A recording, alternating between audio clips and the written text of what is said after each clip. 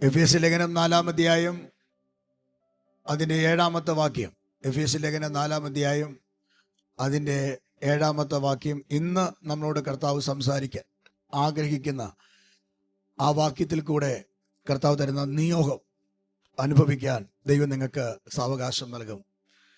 ആ വാക്യം ഇങ്ങനെയാണ്: ആകയാൽ നിങ്ങൾ ദൈവത്തിന് കീഴടങ്ങുവീൻ, പിശാചിനോട് എതിർത്ത് നിൽപ്പീൻ, എന്നാൽ അവൻ നിങ്ങളെ വിട്ട് ഓടിപ്പോകും. 8-ാമത്തെ വാക്യം: ദൈവത്തോട് അടുത്ത് ചെല്ലുവീൻ, എന്നാൽ അവൻ നിങ്ങളോട് അടുത്തു വരും. ദൈവത്തോട് അടുത്ത് ചെല്ലുവീൻ, എന്നാൽ അവൻ നിങ്ങളോട് അടുത്ത് വരും. ആ കരം ഉയർത്തി സ്തോത്രം ചെയ്താട്ടെ.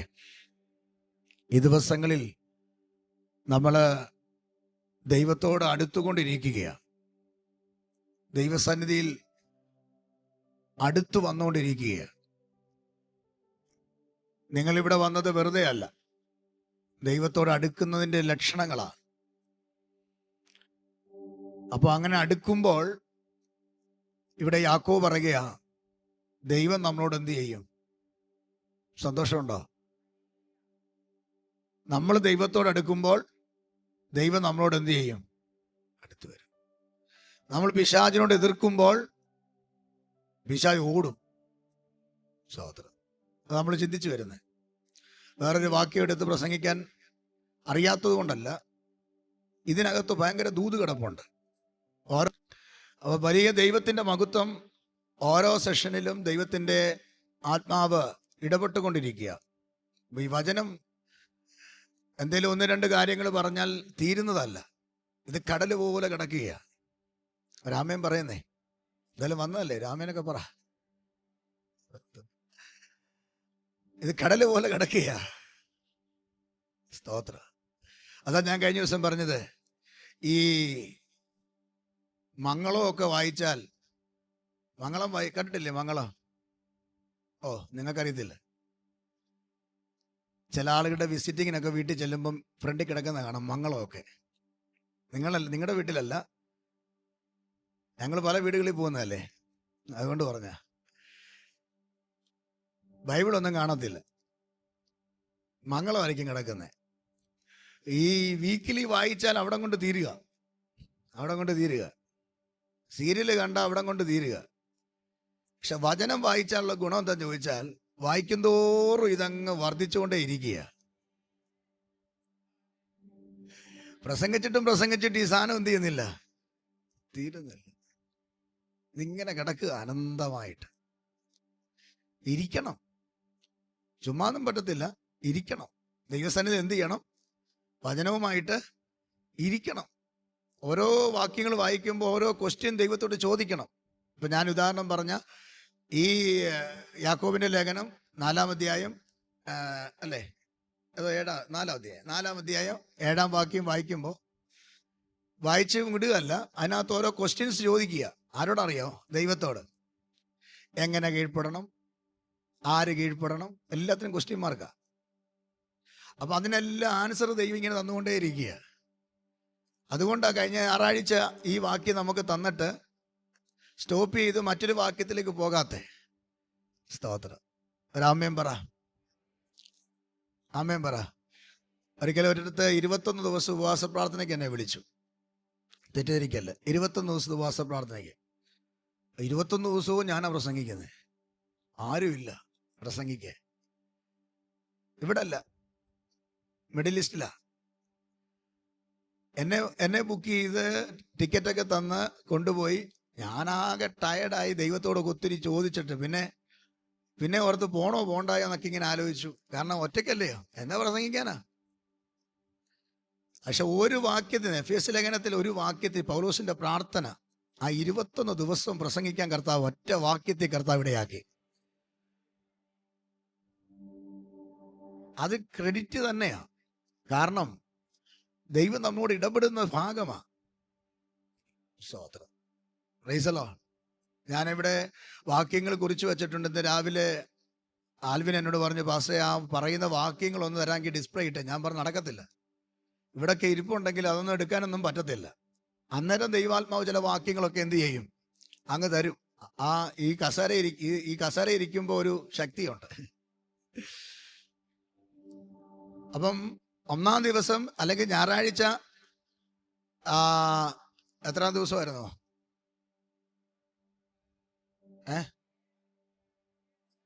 7. ഏഴാം ദിവസം രാവിലെ ദൈവം ആ വാക്യം തന്നത്. ഏഴാം ദിവസം രാത്രിയിൽ ദൈവാത്മാവ് അതിൽ കൂടെ സംസാരിച്ചു. അതൊരു സബ്ജക്റ്റ് ആയിരുന്നു. നിങ്ങൾ പിന്നെ വീട്ടിൽ ഇരുന്ന് ഇതൊക്കെ കേൾക്കണം കേട്ടോ. അത് കഴിഞ്ഞിട്ട് 8-ാം ദിവസം ആ വാക്യത്തിൽ മറ്റൊരു സബ്ജക്റ്റ് ആയിരുന്നു. 7-ാം ദിവസം രാത്രിയിൽ പകല് നമ്മോട് പറഞ്ഞത് കീഴ്പ്പെടണം, പിശാച് ഓടിപ്പോകുമെന്ന. രാത്രി പറഞ്ഞത് എങ്ങനെ തീയമ്പുകൾ വരും, അതിനെ കെടുത്തണമെന്ന്. കെടുത്തണം.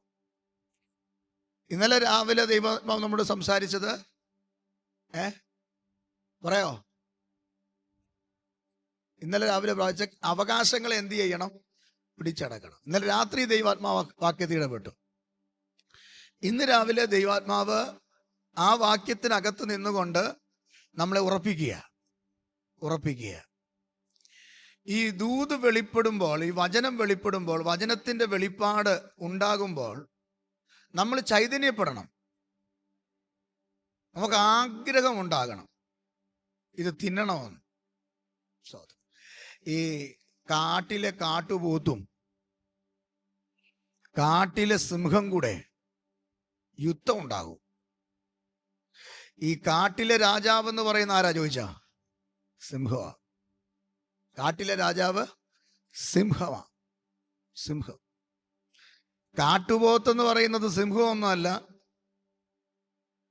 മന്ത്രി പോലും അല്ല. അങ്ങനെ അതിൻ്റെ ഒരു രീതി. പക്ഷെ ഈ കാട്ടുപോത്തും കാട്ടിലെ സിംഹം കൂടെ യുദ്ധം ഉണ്ടാവും, കടിപിടി ഉണ്ടാവും. ഈ കടിപിടി ഉണ്ടാകുമ്പോഴേ സിംഹത്തിനെക്കാട്ടിലും വലിയ ജന്തു ആര്? കാട്ടുപോത്ത്. ഈ ബൈബിളിനകത്തൊരു വാക്യമുണ്ട്, കാട്ടുപോത്തുകളുടെ അറിയോ കൊമ്പുകളിൽ കൂടെ ഉത്തരമരുളുന്ന സ്തോത്രം. ദൈവം സംസാരിക്കാൻ പോവാ. സ്തോത്രം. നിങ്ങളെ ഇവിടുന്ന് ഇറക്കി വിടാതിരിക്കാൻ മഴയും പീപ്പിച്ചുകൊണ്ടിരിക്കുക. എല്ലാവരും മടങ്ങിയോ?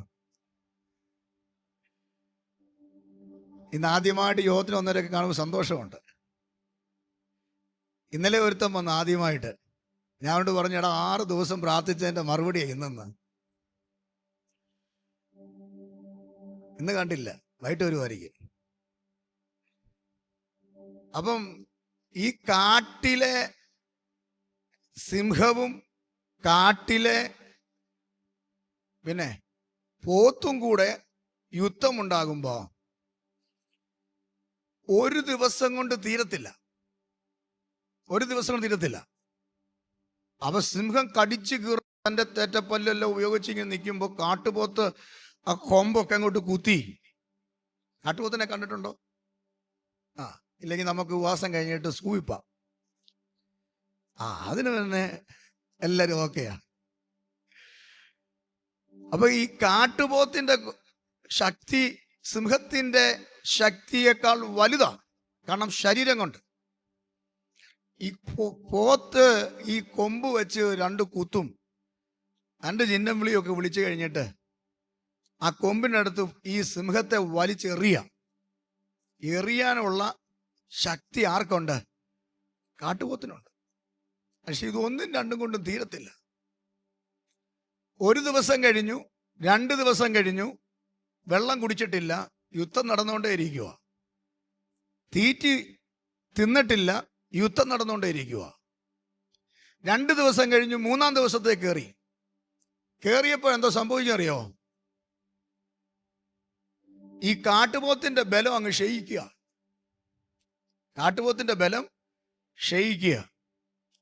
പക്ഷെ ഈ സിംഹത്തിനൊരു ഗുണമുണ്ട്. പട്ടിണി കിടക്കും തോറും ഇതിന്റെ ബലം എന്ത് ചെയ്യുക?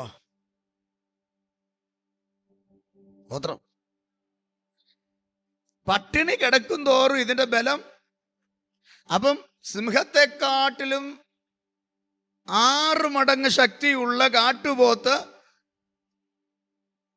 കൊമ്പും കുത്തി നിൽക്കുന്ന വെല്ലുവിളിച്ചാലും ഈ സിംഹം കയറി കടിച്ചു തൂങ്ങിക്കിടക്കും, വിടത്തില്ല, തൂങ്ങിക്കിടക്കും. നിങ്ങൾ ഈ നാഷണൽ ജോഗ്രഫി ഒക്കെ ഒന്ന് കാണണം, ഈ സീരിയൽ കാണുന്നതിനേക്കാളും നല്ലതാ. അപ്പൊ ഇതിങ്ങനെ കഴുത്തെ കയറി പിടിച്ച് ഇങ്ങനെ കിടക്കും, ഇങ്ങനെ കിടക്കും. 2 ദിവസം കഴിയും, 3 ദിവസം കഴിയും, ഈ പട്ടിണി കിടക്കുന്ന സിംഹത്തിന്റെ ശക്തി അങ്ങോട്ട് കയറിയിട്ട് ക്ഷയിച്ചു പോയ ഇവനെ തിന്ന് നശിപ്പിക്കും. ആമേൻ. അതിന്റെ കർത്താവ് പറഞ്ഞത് യഹൂദ ഗോത്രത്തിന്റെ കാട്ടുപോത്തെന്ന് പറഞ്ഞോ? ഇല്ല. യഹൂദ ഗോത്രത്തിന്റെ നമ്മുടെ കർത്താവ് ആരാ? ഉറക്കെ പറ. നമ്മുടെ കർത്താവ് ആരാ? യഹൂദ ഗോത്രത്തിന്റെ സിംഹമാ. അങ്ങനാണെങ്കിൽ സിംഹത്തിനുണ്ടാകുന്ന കുഞ്ഞുങ്ങൾ പോത്തും കുഞ്ഞുങ്ങളാണോ? മുയലും കുഞ്ഞുങ്ങളാണോ? ആണോ തമ്പിച്ച? പിന്നെ പറ മിനിമാമേ, സിംഹക്കുട്ടികളാ. അപ്പൊ നമ്മൾ ആരാ? അതിന് പറയാനാ പേടി. നമ്മൾ ആരാ? അപ്പൊ പട്ടിണി കിടക്കും തോറും, ഉപവസിക്കും തോറും, പ്രാർത്ഥിക്കും തോറും ബലം ക്ഷയിക്കുകയല്ല ചെയ്യുന്നത്. നമ്മുടെ ബലം പറ പൗച്ച വർദ്ധിക്കും, വർദ്ധിക്കും. പിശാച് എത്ര പ്രബലപ്പെട്ടാലും, എത്ര കൊമ്പ് കൂത്തി നിന്റെ നേരെ നിന്നാലും, ആ കാട്ടുപോത്തുകളുടെ കൊമ്പുകൾക്കിടയിൽ കൂടെ ഉത്തരമരുളി നിന്റെ പ്രാർത്ഥന കേൾക്കുന്ന ദൈവം, സിംഹത്തിന് ബലം പകരുന്ന ദൈവം, ശക്തി ആർജിക്കുന്ന ദൈവം, നിങ്ങളുടെ പ്രാർത്ഥനയ്ക്ക് മറുപടി കിട്ടുമെന്ന് ഞാൻ ഇന്ന് രാവിലെ പറഞ്ഞാൽ എത്ര പേർക്ക് സ്തോത്രം ചെയ്യാൻ കഴിയോ? നമ്മൾ ആരാണെന്നൊരു ബോധ്യം നമുക്കുണ്ടെങ്കിൽ മടുക്കത്തില്ലെന്നേ. നമ്മൾ ആരാണെന്ന് ബോധ്യമുണ്ടെങ്കിൽ ക്ഷീണിക്കില്ലെന്നേ. സ്വോത്രം, സ്വോത്രം, സ്വോത്രം. ഇവിടെ നടക്കുന്ന വെള്ളിയാഴ്ച പ്രാർത്ഥനയ്ക്കൊക്കെ ഞാൻ ഉപവസിക്കും, ഞായറാഴ്ചയൊക്കെ ഉപവസിക്കും. 12 മണിയാകുമ്പോൾ എന്നെ എന്ത് ചെയ്യും അറിയോ? വിറയ്ക്കും. 9-ാം ദിവസം ഒരു വിറയിലും ഇല്ല. എന്താ കാര്യം അറിയോ? ശക്തി അങ്ങോട്ട് കയറിക്കൊണ്ടിരിക്കുക. നിങ്ങൾ മിണ്ടുന്നില്ല, നിങ്ങൾ മിണ്ടുന്നില്ല. ശക്തി അങ്ങോട്ട് വ്യാപരിച്ചു കൊണ്ടിരിക്കുകയാ. അങ്ങനെയെങ്കിൽ ഞാൻ ആത്മമണ്ഡലത്തിൽ ദൂത് പറയാ. ഇന്നലെ രാത്രി കർത്താവിന്റെ ആത്മാവ് തൊട്ട ഒരു ഭാഗം ഞാനൊന്ന് തൊട്ടു പറയാം. ആമേൻ. പരാജയപ്പെട്ട 10 എണ്ണത്തെ അല്ല ദൈവത്തിന് വേണ്ടത്, വെളിപ്പാടി നിൽക്കുന്ന 2 എണ്ണത്തെയാ ദൈവത്തിന് വേണ്ടത്. മല്ലന്മാരുണ്ട്, കാര്യമാക്കേണ്ട. വെല്ലുവിളിയുണ്ട്, കാര്യമാക്കേണ്ട. ശൂരപരാക്രമശാലികൾ നിനക്കെതിരെ അമ്പും വില്ലും എടുത്തുനിരിക്കാം, കാര്യമാക്കേണ്ട.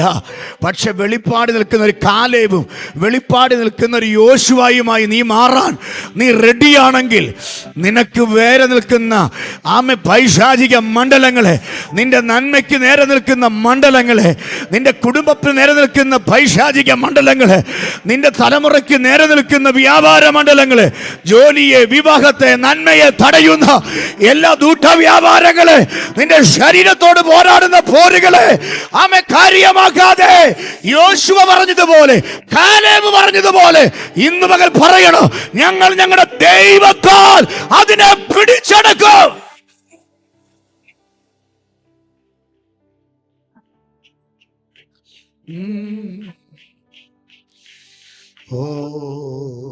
പിടിച്ചടക്കും. 10 പറഞ്ഞ് നമ്മളെ കൊണ്ട് പറ്റത്തില്ല, നമ്മളിവിടെ വന്ന് പരാജയമായി, ചുമ്മാത് 40 വർഷം മരുഭൂമി കിടന്നതാ. ആമേ, പിടിച്ചടക്കത്തില്ല, പാടാണ്. അവിടെ ചെന്നപ്പോൾ ഞാൻ അവിടെ നിൽക്കുന്നെങ്കിൽ എന്നെക്കാളിലും ഹൈറ്റുള്ള നല്ല തടിയന്മാരായ ആളുകൾ നിന്ന് കണ്ടപ്പോൾ ഇവന്മാരെല്ലാം കൂടെ പേടിച്ചു പോയി. പക്ഷെ അപ്പനോട് പറഞ്ഞ വാഗ്ദത്തമുണ്ട്, ഈ ദേശം നിന്റെ കയ്യിൽ തരുമെന്ന്. സ്തോത്രം പറ. അപ്പനോട് പറഞ്ഞ വാഗ്ദത്തമുണ്ട്, ഈ ദേശം നിന്റെ കയ്യിൽ. അങ്ങനാണെങ്കിൽ നിങ്ങളുടെ പിതാക്കന്മാരോട് പറഞ്ഞ വാഗ്ദത്തമില്ലേ? ആരും നിനക്കൊന്നും തന്നില്ലെങ്കിലും നിന്നോടുള്ള വാഗ്ദത്തം നിറവേറുമ്പോൾ നിന്റെ അപ്പൻ തന്നാൽ, നിന്റെ ആങ്ങള തന്നാൽ, നിന്റെ പെങ്ങള് തന്നാൽ, നിന്റെ അമ്മ തന്നാൽ ചിലപ്പോ 10 സെന്റ് കാണൂ. പക്ഷെ ദൈവം നിനക്ക് തന്നാൽ കനാൻ ദേശം മുഴുവനും നിനക്കാ, വാഗ്ദത്തം മുഴുവനും നിനക്ക്. പാലൊഴുകുന്ന, തേനൊഴുകുന്ന, ആമേ, വെച്ചിട്ടില്ലാത്ത വീട്, കുഴിച്ചിട്ടില്ലാത്ത കിണർ, ഇത് നിനക്ക് അവകാശമാണ്. ഇന്ന് രാവിലെ ആത്മാവി പറയട്ടെ, പ്രതിസന്ധിയെ നീ നോക്കരുത്, മല്ലന്മാരെ നീ നോക്കരുത്, ശൂരന്മാരെ നോക്കരുത്, പടയാളിയെ നോക്കരുത്, വിളിച്ചിറക്കിയ ദൈവത്തെ നോക്ക്. യോശുവ പറഞ്ഞതുപോലെ പറ, കാലേബ് പറഞ്ഞതുപോലെ പറ, ഞങ്ങൾ ഇതിനെ പിടിച്ചടക്കും. ഈ പ്രാർത്ഥനയിൽ ഞങ്ങൾ ചിലതിനെ പിടിച്ചടക്കും. ഞങ്ങളുടെ കുഞ്ഞുങ്ങളുടെ ഭാവി, വിഭാഗം, നന്മ പിടിച്ചടക്കും.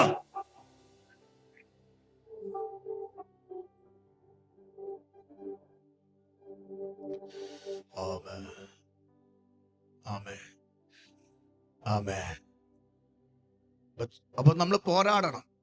നമ്മൾ എന്ത് ചെയ്യണം? പോരാടണം. പോരാടണമെങ്കിൽ നമുക്ക് ആയുധം വേണം. എഫെസ്യ ലേഖനം 6-ാം അധ്യായത്തിൽ നമ്മൾ വായിച്ചു ആയുധത്തെക്കുറിച്ച്. ഞാൻ ആ ഭാഗത്തേക്ക് പോകുന്നില്ല, നിങ്ങൾ ശ്രദ്ധിച്ചാൽ മതി. കാരണം അങ്ങനെ പോയാൽ പിന്നെ ഇതിങ്ങനെ അങ്ങ് പോകും. അടുത്ത വാക്യത്തിൽ ഇന്ന് കർത്താവ് പ്രകാശിപ്പിച്ച ഒരു ചിന്ത കിടപ്പുണ്ട്. അത് പറഞ്ഞ് ഞാൻ പ്രാർത്ഥിച്ചു നിർത്താം. പോരാടണം. എന്നെ ചെയ്യണം? എന്നെ സൈമിച്ച പോരാടണം.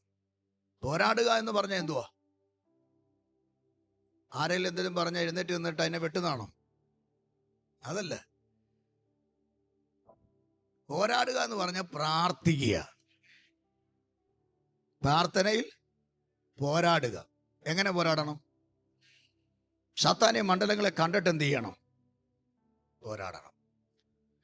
നിങ്ങൾ കണ്ടോ ഈ മിറ്റം, നമ്മുടെ ഗ്രൗണ്ട്, ബൈബിൾ കോളേജിന്റെ ഗ്രൗണ്ട് ഇപ്പൊ പോച്ചയെല്ലാം കിളിച്ചിരിക്കുക. എന്താ കാര്യം? കഴിഞ്ഞ ദിവസം ജോയിച്ചാൻ ആളിനെ കൊണ്ടുവന്ന് ഇതെല്ലാം ക്ലീൻ ആക്കിയതാ. പിന്നെ ഇത് തലയെടുത്ത് നിൽക്കുക. എന്താ കാര്യം? മഴയുള്ളതുകൊണ്ടാണോ? അല്ല, അതിൻ്റെ റൂട്ട് കിടപ്പുണ്ട്. ആ ചെടിയുടെ, ആ പുല്ലിൻ്റെ റൂട്ട്, വേര് അവിടെ കിടപ്പുണ്ട്. മണ്ടയാ ചെത്തിയേ. എവിടാ ചെത്തിയേ? മണ്ടയാ ചെത്തിയേ. നമ്മുടെ പ്രാർത്ഥനയിൽ മണ്ട ചെത്തി പ്രാർത്ഥിക്കല്ലേ, പോരാടി പ്രാർത്ഥിക്കണം. ചോദിച്ചാൻ കൊണ്ടുവന്ന ആള് മൺവെട്ടി മാറ്റി വെച്ചിട്ട് അത് പിഴുത് കളയുമായിരുന്നോ? കിളിക്കുമായിരുന്നോ? റൂട്ട് മാറ്റിക്കളഞ്ഞ കിളിക്കുമായിരുന്നോ? ഈ മണ്ട ചെത്തി വിടുമ്പോൾ കാണാൻ ഭംഗിയാ. അത് 2 ദിവസത്തേക്കേ ഉള്ളൂ. പക്ഷെ മൂട് കണ്ടെത്തി, റൂട്ട് കണ്ടെത്തി, പിഴുത് കളഞ്ഞ് അതാ പോരാടി പ്രാർത്ഥിക്കുക.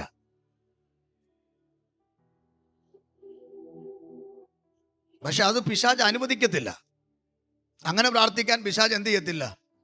അനുവദിക്കത്തില്ല. നമ്മുടെ പ്രാർത്ഥന പിശാചിന് വലിയ ഇഷ്ടമാണ്. നമ്മൾ പ്രാർത്ഥിക്കുന്ന അറിയോ? ഞാൻ ഉൾപ്പെടെ കേട്ടോ. ഞാൻ പറയും, കർത്താവേ, പകൽ നടത്തിയതിനായി സ്തോത്രം, മാത്രം ഇതാ മലക്കുന്നു. ഒറ്റ ഉറക്കം. നേരം വെളുക്കുമ്പോൾ പറയും, കർത്താവേ, മാത്രം എഴുന്നേറ്റു. ഇന്നത്തെ കാര്യമല്ല, എന്ത് ചെയ്യണം? ഇത് റൂട്ട് കണ്ടെത്തിയുള്ള പ്രാർത്ഥനയല്ല, പോരാടി പ്രാർത്ഥിച്ച പ്രാർത്ഥനയല്ല. ദൈവസന്നിധിയിൽ വചനം പറഞ്ഞ് പോരാടി പ്രാർത്ഥിക്കണം. ഞാൻ പണ്ട് പ്രാർത്ഥിക്കുന്ന സമയത്ത് ഒത്തിരി വിഷയമായിട്ടാണ് ചെല്ലുന്നത്. പക്ഷേ 10 മിനിറ്റ് അല്ല, ഒരു 3 മിനിറ്റ് കഴിയുമ്പോൾ എൻ്റെ പ്രാർത്ഥന നിന്നു പോകും. 1 മണിക്കൂർ പ്രാർത്ഥിക്കണമെന്നും പറഞ്ഞാൽ ഞാൻ എന്ത് ചെയ്യുന്നത്? ഇരിക്കുന്നത്. പക്ഷെ 3 മിനിറ്റ് കഴിയുമ്പോൾ എന്തോ പ്രാർത്ഥനാ വിഷയം തീർന്നു. അപ്പൊ എനിക്ക് കൊതിയാ, കർത്താവെ പ്രാർത്ഥിക്കണം, കുറേ സമയം ഇരുന്ന് പ്രാർത്ഥിക്കണം. അപ്പൊ ഒരിക്കൽ ദൈവാത്മാവ് എന്നോട് പറഞ്ഞു, പാസ്റ്റർമാരല്ല, പ്രവാചകന്മാരല്ല, ദൈവം എന്നോട് പറഞ്ഞു, മോനെ, ഇങ്ങനല്ല പ്രാർത്ഥിക്കണ്ടേ. ഞാൻ പ്രാർത്ഥിച്ചെന്തറിയാമോ?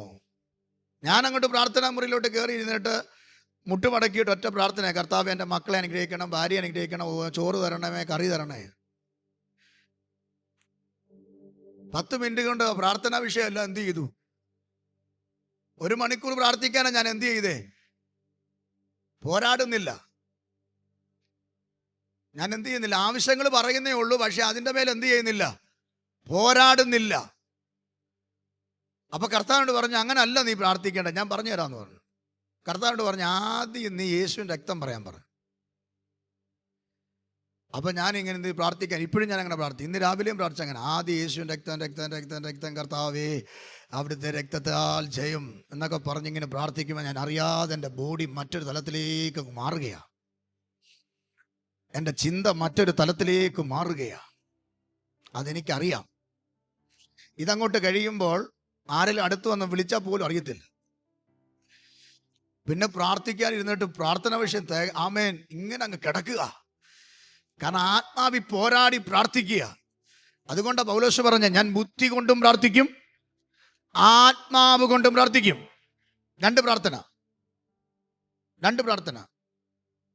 ഞാൻ ബുദ്ധി കൊണ്ടും പ്രാർത്ഥിക്കും. 9-ാം ദിവസം ദൈവാത്മാവ് ആരോടൊക്കെയോ പറയുക, ഈ ആലയത്തിൽ ഇരിക്കുന്നവരോടും ലൈവിൽ ഇരിക്കുന്നവരോടും പരിശുദ്ധാത്മാവ് പറയുക, ഞാൻ ബുദ്ധി കൊണ്ടും പ്രാർത്ഥിക്കും, ആത്മാവ് കൊണ്ട് പ്രാർത്ഥിക്കും. ബുദ്ധി കൊണ്ട് പ്രാർത്ഥിച്ച പിശാച് ഓടത്തില്ല. നമ്മുടെ സൈഡിൽ വന്നിങ്ങനെ ഇരിക്കും. ആത്മാവ് കൊണ്ട് പ്രാർത്ഥിക്കും. പൗലോസ് ബുദ്ധി കൊണ്ട് പ്രാർത്ഥിച്ചപ്പോൾ ഒന്നും നടന്നില്ല. പക്ഷെ ആത്മാവിൽ പ്രാർത്ഥിച്ചപ്പോൾ പൗലോസ് എഫെസ്യർക്കെഴുതി പറഞ്ഞു, ഞാൻ മുട്ടുകുത്തി പ്രാർത്ഥിക്കുന്നു. ആത്മാവിൽ പ്രാർത്ഥിച്ചപ്പോൾ പൗലോസിന്റെ പ്രാർത്ഥന എവിടെ വരെ എത്തി? 3 കണ്ടോ?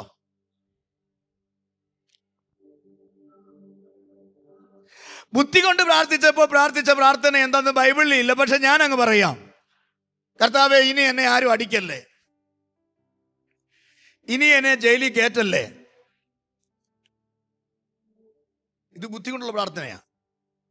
കർത്താവേ ഞാൻ റോമിലേക്ക് പോകുക, ഞാൻ എഫെസോസിലേക്ക് പോകുക, അവിടെ ചെല്ലുമ്പോൾ എനിക്ക് വാടക തരണേ, എനിക്ക് തിന്നാൻ ഫുഡ് തരണേ. ഇതൊക്കെ ബുദ്ധി കൊണ്ട് പ്രാർത്ഥിച്ചു. പക്ഷെ ആത്മാവ് കൊണ്ട് പ്രാർത്ഥിച്ചത് കർത്താവെ റൊട്ടി തരണേ എന്നുള്ള പ്രാർത്ഥനയല്ല. ആത്മാവി പ്രാർത്ഥിച്ചത് ദിവ്യദർശനങ്ങളെ കാണേണ്ടതിന് എൻ്റെ കണ്ണുകളെ തുറക്കണമേ എന്ന് പറഞ്ഞ് എന്ത് ചെയ്തു? ആ പ്രാർത്ഥനയിൽ തീ കത്തി. റൈറ്റ്? ആ പ്രാർത്ഥനയിൽ എന്തോ കത്തി? തീ കത്തി. ആ പ്രാർത്ഥന അങ്ങോട്ട് തീ കത്തിയപ്പോൾ എഴുന്നേറ്റ് പോകാൻ പറ്റാത്ത നിലയിലൊരു ആത്മപ്രഭാകം തൻ്റെ മേൽ വ്യാപരിച്ചപ്പോൾ സ്വർഗം അങ്ങ് തുറന്നു. ദർശനം കിട്ടി. ആ ദർശനത്തെക്കുറിച്ച് പറയുന്നത് ദർശനത്തിന്റെ ആധിക്യത്താൽ പൗലോസ് നിറഞ്ഞെന്ന എന്ന് പറഞ്ഞാൽ 1-2 കാര്യമല്ല. പട്ടി വരുന്ന, പൂച്ച വരുന്ന, കാക്ക വരുന്ന, കോഴി വരുന്ന, ഹല്ലേലൂയ വണ്ടി തമ്മിൽ കൂട്ടിയിടിക്കുന്ന, നിന്റെ കൈ ഒടിയുന്ന ദർശനമൊന്നുമല്ല. സ്വർഗീയ ദർശനത്തെ കണ്ടു. സ്വർഗീയ ദർശനത്തെ കണ്ടപ്പോൾ അവന് കാര്യം മനസ്സിലായി, ഈ ലോകത്തിലെ കഷ്ടം എനിക്ക് സാരമില്ല. കാരണം അവൻ എനിക്ക് വെച്ചിരിക്കുന്ന നിത്യത ഓർക്കുമ്പോൾ ഇവിടുത്തെ കഷ്ടം സാരമില്ലെന്ന് പൗലോസ് പറയാൻ കാര്യം അവൻ ഇതിനേക്കാൾ വലുതും മുകളിൽ കണ്ടതുകൊണ്ടാ. ഒരു ആമേൻ പറഞ്ഞാട്ടെ. ഹല്ലേലൂയ. ഹോറബ ശേഖരദരാദ ജീസസ്. ഞാൻ ഒരു എക്സാമ്പിൾ ഞാൻ പറയാം. എൻ്റെ അക്കൗണ്ടിൽ, എൻ്റെ ബാങ്ക് അക്കൗണ്ടിൽ ഒരു ലക്ഷം രൂപ ഉണ്ടെന്നിരിക്കട്ടെ. 1 ലക്ഷം രൂപ ഉണ്ടെന്ന് ഇരിക്കട്ടെ. അങ്ങനെ ഇരിക്കുമ്പോഴാണ് ഞാൻ ഇവിടെ ഒരു കടയിൽ ചെന്നപ്പോൾ സാധനമെല്ലാം വാങ്ങിച്ചു. ഏതാണ്ട് 10,000-6,000 രൂപയുടെ സാധനം ഞാൻ എന്ത് ചെയ്തു? വാങ്ങിച്ചു. സാധനം എല്ലാം ഇഷ്ടപ്പെട്ടു, സാധനം എല്ലാം വാങ്ങിച്ചു. ആ ബോക്സിനകത്തിട്ട് ഞാൻ ഫ്രണ്ടിലുള്ള കൗണ്ടറിൽ കൊണ്ട് കൊടുത്തു. ആ പെങ്കൊച്ച കമ്പ്യൂട്ടറിൽ അടിച്ച് ഇതിൻ്റെ ബാർകോഡെല്ലാം സെറ്റ് ചെയ്ത് അതിൻ്റെ വിലയടിച്ച് ഒരു കൂപ്പൺ എൻ്റെ കയ്യിൽ തന്നു. നോക്കിയപ്പോൾ 6,000 രൂപയുണ്ട്. ഞാൻ തൻ്റെ ഇടത്തോടെ, എൻ്റെ അക്കൗണ്ടിൽ എന്തോ ഉണ്ട് 1 ലക്ഷം. ഞാൻ തൻ്റെ ഇടത്തോടെ നെഞ്ചു വിരിച്ച് നിന്ന് എൻ്റെ ബാലറ്റ് എടുത്തിട്ട് ഞാൻ കൊടുത്തു. അന്നേരമാണ് ഗൂഗിൾ പേ സ്ട്രൈക്ക്. ഗൂഗിൾ പേ എന്നായി? സ്ട്രൈക്കായി കഴിഞ്ഞപ്പോൾ അവൻ, ആ കടക്കാർ സാധനം തന്നിടുവോ? ഇല്ല. പക്ഷെ എന്നോടുള്ള സ്നേഹം കൊണ്ട് ആ കൊച്ചു പറഞ്ഞു, കാര്യം ചെയ്യ്, പാസ്റ്റർ കൊണ്ടുപോക്കോ, പക്ഷെ ഇന്ന് ക്ലോസ് ചെയ്യുന്നതിന് മുമ്പ് എന്തോ കൊണ്ടുവരണം, പൈസ കൊണ്ടുവരണം. അപ്പോൾ ഞാൻ എൻ്റെ അകത്തൊരു അന്താളിപ്പ്, ദൈവമേ ഇത് കൊടുക്കാൻ പറ്റുമോ? 5 മണിയാകുമ്പോൾ ക്ലോസ് ചെയ്യും, അതിന് മുമ്പ് ഇത് കണക്ക് കൊടുക്കേണ്ടിയ ഓണറിന്. അപ്പൊ ഞാൻ എന്ത് ചെയ്യണം? ഈ 6000 രൂപ കൊണ്ട് കൊടുക്കണം. എവിടുന്ന് കൊടുക്കും? എങ്ങനെ കൊടുക്കും? വ്യാകുലപ്പെടേണ്ട കാര്യമുണ്ടോ? എന്താ കാര്യം? എന്നാ കാര്യം? ഒന്ന് പറയുന്നേ. എന്റെ അക്കൗണ്ടിൽ എന്നാ ഉണ്ട്? പിടികിട്ടിയ അക്കൗണ്ട് ശൂന്യമാണെങ്കിലോ ഞാൻ പറയും ഇതവിടെ ഇരിക്കട്ടെ, എനിക്ക് വേണ്ട എന്ന് പറഞ്ഞ് ഞാൻ അവിടുന്ന് എന്ത് ചെയ്യും? എസ്കേപ്പ് ചെയ്യും. വേണ്ട, എനിക്ക് സാധനം വേണ്ട, എനിക്ക് പണം, ഞാൻ പറയും പണമില്ലാതെ എനിക്ക് വേണ്ട, എനിക്ക് എൻ്റെ അക്കൗണ്ടിൽ നിന്ന് പോകുന്നില്ല എന്ന് പറഞ്ഞ് ഞാൻ അവിടുന്ന് മാറും. പക്ഷെ ഇത് ഞാൻ വാങ്ങിച്ചുകൊണ്ട് വീട്ടിൽ വന്നതിന്റെ അർത്ഥം 5 മണിക്ക് മുമ്പ് ഈ കാര്യത്തിന് പരിഹാരം വരുത്താൻ മറ്റൊരു മാർഗമുണ്ട്, എൻ്റെ അക്കൗണ്ടിൽ പൈസ ഉണ്ടെന്ന് അറിഞ്ഞിട്ടാ. അങ്ങനെയാണ് ഇന്ന് രാവിലെ ആത്മാവി പറയാ, ഈ ലോകത്ത് ചില കഷ്ടങ്ങൾ, ഇല്ലായ്മകൾ, വേദനകൾ, ഞെരുക്കങ്ങൾ നിന്റെ അകത്ത് വരുമ്പോൾ നീ അതിനകത്ത് ക്ഷീണിച്ചു പോകാത്തത്, അതിനകത്ത് ടയർഡാകാത്തത്, അതിനകത്ത് വ്യാകുലപ്പെടാത്തത് നിക്ഷേപം സ്വർഗത്തിലുണ്ടെന്ന് പൗലോസ് പറഞ്ഞു. കോലുകൊണ്ടുള്ള അടിയും കല്ലുകൊണ്ടുള്ള ഏറും, കടലിലെ ആപത്തും കരയിലെ ആപത്തും കള്ള സഹോദരന്മാരുള്ള ആപത്തും കപ്പൽ ഛേദവും അവ എന്തു വന്നാലും ഈ ക്രിസ്തുവിന്റെ സ്നേഹത്തിൽ നിന്ന് എന്നെ വേർതിരിക്കാൻ കഴിയില്ലെന്ന് പറഞ്ഞ കാര്യം ഇത് അല്പകാലത്തേക്കേ ഉള്ളൂ. ഇതിനെ ഞാൻ എതിർത്ത് നിൽക്കുമ്പോൾ ഈ പിശാച് എന്നെ വിട്ടോടിപ്പോകും. ഞാൻ കണ്ട ഒരു 3-ാം സ്വർഗമുണ്ട്.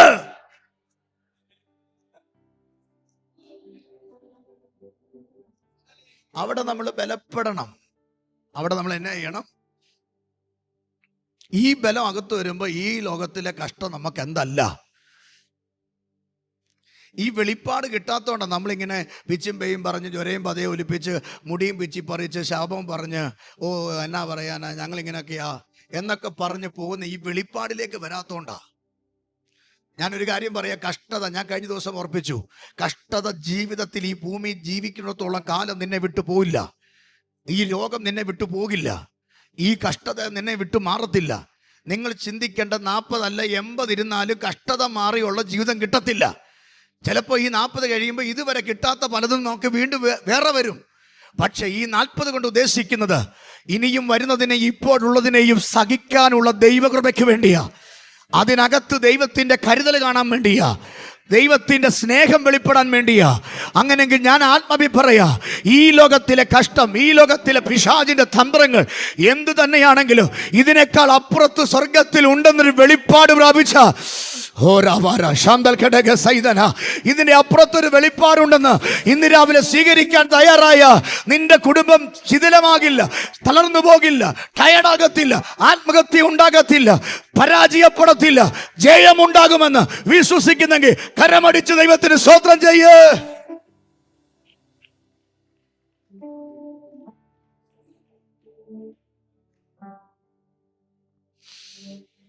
നാം വായിച്ച വാക്യത്തിലേക്ക് നമുക്ക് വരാം. ആകയാൽ നിങ്ങൾ ദൈവത്തിന് കീഴടങ്ങുവീൻ, പിശാചിനോട് എന്ത് ചെയ്യുക? എതിർത്ത് നിൽക്കുക, കീഴടങ്ങുക. അതാണ് നമ്മുടെ സബ്ജക്റ്റ്. ഇന്നലെ എല്ലാം എതിർത്ത് നിൽക്കുന്ന കാര്യത്തെക്കുറിച്ചാണ് പറഞ്ഞത്. വാസ്തവത്തിൽ ഈ വാക്യം പ്രസംഗിക്കുമ്പോൾ ആദ്യം കീഴടങ്ങുന്നതിനെ കുറിച്ച് പറഞ്ഞിട്ട് വേണം എതിർത്ത് നിൽക്കാൻ. പക്ഷേ കർത്താവ് തരുന്ന നിയോഗമല്ലേ. ഇന്ന് രാവിലെ ആ വാക്യം തൊട്ട് വയ്ക്കാം. അടുത്ത സെഷനിൽ നമുക്ക് വീണ്ടും ചിന്തിക്കാം.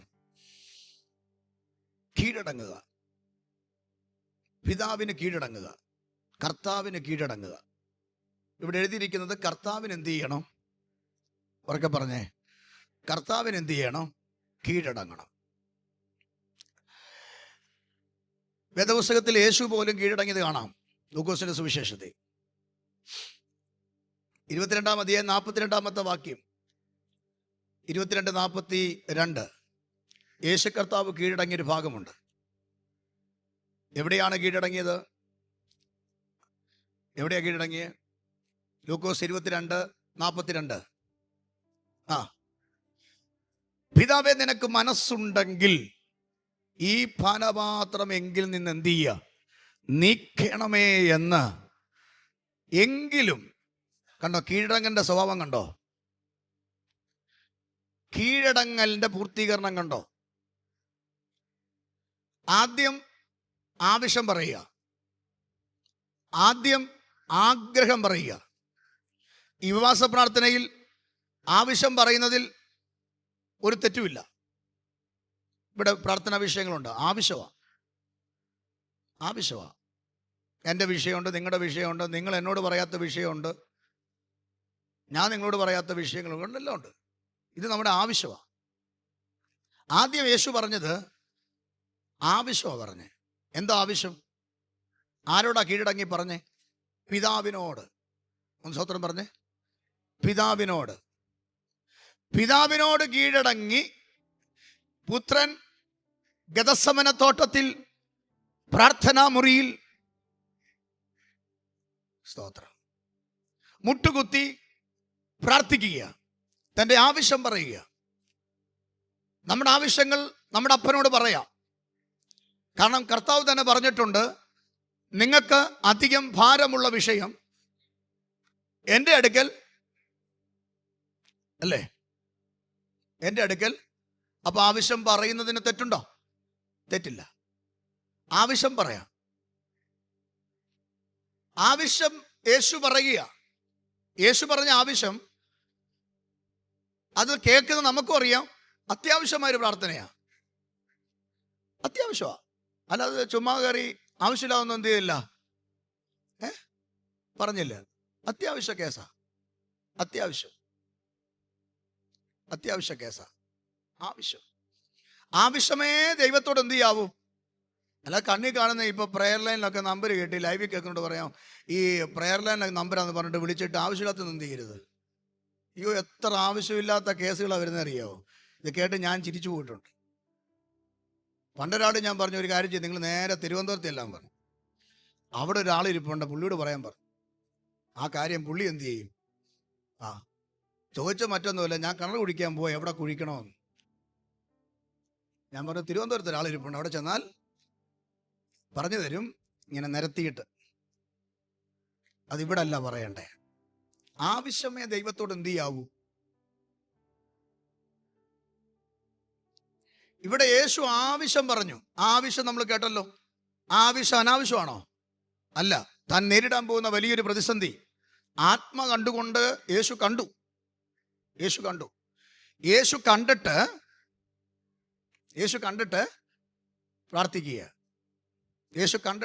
പ്രാർത്ഥിക്കുക. എങ്ങനെ യേശു കണ്ടേ? ആത്മാവിൽ കണ്ടു. നമ്മൾ എന്താ കാണണം? എൻ്റെ കൂടെ വാന്നേ. ആത്മാവിൽ എന്ത് ചെയ്യണം? കാണണം. ആത്മാവിൽ കാണണം. ഇവിടെ കർത്താവ് ആവശ്യം പിതാവിനോട് പറയുകയാ. ആവശ്യം എന്താ? ആൻറ്റി, നിനക്ക് മനസ്സുണ്ടെങ്കിൽ ഈ പാനപാത്രം എന്നിൽ നിന്ന് എന്ത് ചെയ്യുക? നീക്കണം. ഈ പാനപാത്രം, താൻ കുടിക്കാൻ പോകുന്ന കയ്പിന്റെ വെള്ളം എന്നിൽ നിന്ന് എന്ത് ചെയ്യണം? ചില പാനപാത്രം നമുക്കില്ലേ, വർഷങ്ങളായിട്ട് കുടിച്ചുകൊണ്ട് നടക്കുന്നത്. ഇന്നലെയും കുടിച്ചില്ലേ? കിടന്നപ്പോ, എഴുന്നേറ്റപ്പോ, കിച്ചണിൽ പണിയെടുത്തപ്പോ, ഓഫീസിൽ ഇരുന്നപ്പോ, കൊച്ചുങ്ങളുടെ കാര്യം ഓർത്തപ്പോ ഈ വെള്ളം കുടിച്ചില്ലേ? അത് മാറ്റാൻ ദൈവത്തോട് ഈ 9-ാം ദിവസം ആലയത്തിൽ വന്ന് പറയുമ്പോൾ ദൈവം പിണങ്ങത്തില്ല. ഒരാമയും പറ. ദൈവം അതെന്ത് ചെയ്യത്തില്ല? പിണങ്ങത്തില്ല. എൻ്റെ പ്രിയരെ, ഒരു സ്വോത്രമൊക്കെ പറ. കാരണം വയറ് വലിച്ചു പറിച്ചായി പറയുന്നത്. അകത്ത് ജീവനുണ്ടെന്ന് പറഞ്ഞിട്ട് നിങ്ങൾ മിണ്ടാതിരുന്നാൽ സ്വോത്രം. ഞങ്ങൾ ഈ സ്കൂളിൽ പഠിക്കുന്ന സമയത്ത്, ഞങ്ങളുടെ അതിലെ വൈകിട്ട് സ്കൂൾ വിട്ട് വരുന്ന സമയത്ത് തോളെ വലിയൊരു പാണ്ടക്കെട്ടുണ്ട്. വലിയ പാണ്ടക്കെട്ട് അറിയാം എന്തുവാ? ഇതും ചുമ്മിക്കൊണ്ട് ഇങ്ങനെ വരുമ്പോഴാണ് കാളവണ്ടി വരുന്നത്. ഞങ്ങൾ എന്ത് അറിയാമോ? ഇത് ഊരി കാളവണ്ടിയുടെ പുറകില് വെച്ചിട്ട് ഈ കാളവണ്ടി ഞങ്ങൾ ഉന്തു. അപ്പൊ കാളവണ്ടി ഇങ്ങനെ പോവും. അപ്പൊ ഞങ്ങൾ എന്ത് ചെയ്യണം? ഈ സൗണ്ടൊക്കെ എന്ത് ചെയ്യും? അപ്പൊ ഞങ്ങളുടെ ചിന്ത എന്തോ ചോദിച്ചാ, ഞങ്ങൾ ഈ ഉന്തുന്നോണ്ടായി കാളവണ്ടി എന്ത് ചെയ്യുന്നേ? ഈ വണ്ടി അങ്ങോട്ട് പോകാനായിട്ട് ഇവിടെ വന്നിരുന്ന് ഉന്തണം. എന്ത് ചെയ്യണം? ഉന്തണം. തള്ളി ഇടുകയും ചെയ്യല്. എൻ്റെ ഭാഷ എനിക്ക് ഉന്താനൊന്നും പോയി, ഇവനെ തള്ളി അങ്ങ് ഇട്ടേക്കാന്നും പറയരുത്. തള്ളി ഇടുന്നുണ്ടെന്ന് അറിയാം, വീഴാതിരിക്കാനാണ് പ്രാർത്ഥിച്ചുകൊണ്ടിരിക്കുന്നത്.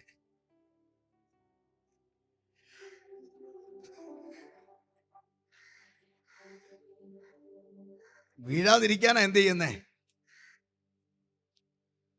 പ്രാർത്ഥിച്ചുകൊണ്ടിരിക്കുക. കർത്താവേ വീടല്ലേ, തള്ളുന്നുണ്ടെന്ന് മനസ്സിലായി. അപ്പൊ ഇടയ്ക്ക് ഇരുന്ന ഒരു സ്വോത്രമൊക്കെ പറയുമ്പോ ഈ കാളയ്ക്കൊരു സുഖ.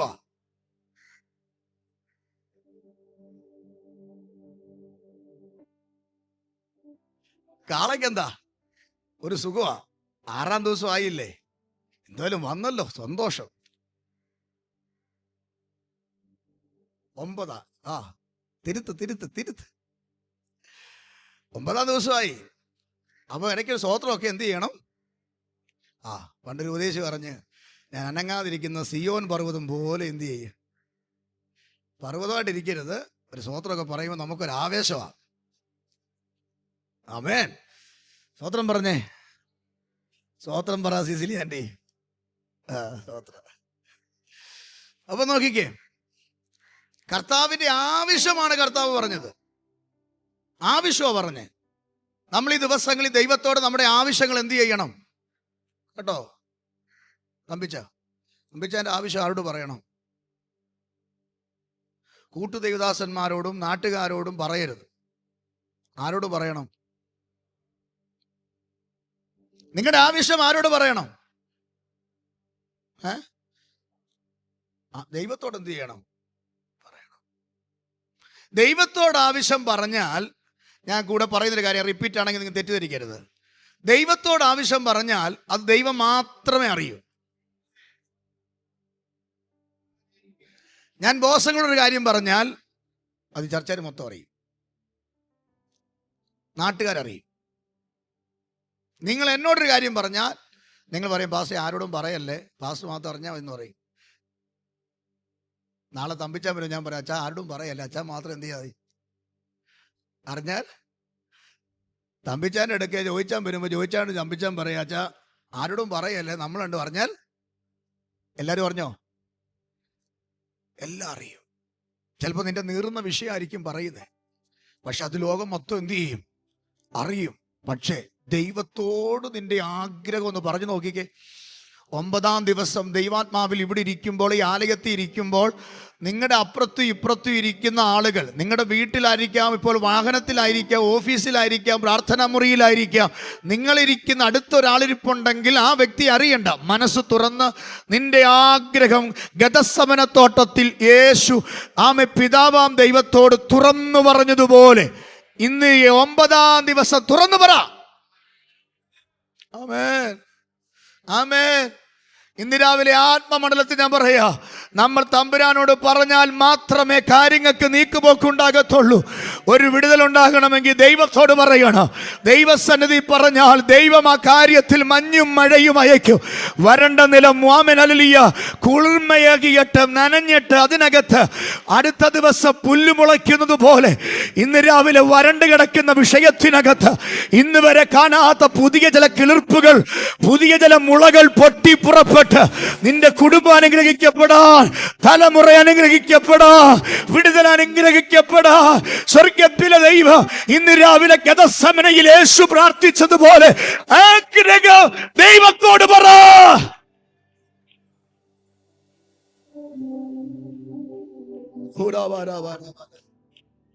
പാസ്റ്റർ 40 ദിവസം ഫാസ്റ്റിംഗ് ഇരിക്കല, എന്നാ പിന്നെ പാസ്റ്റർ വേണ്ട.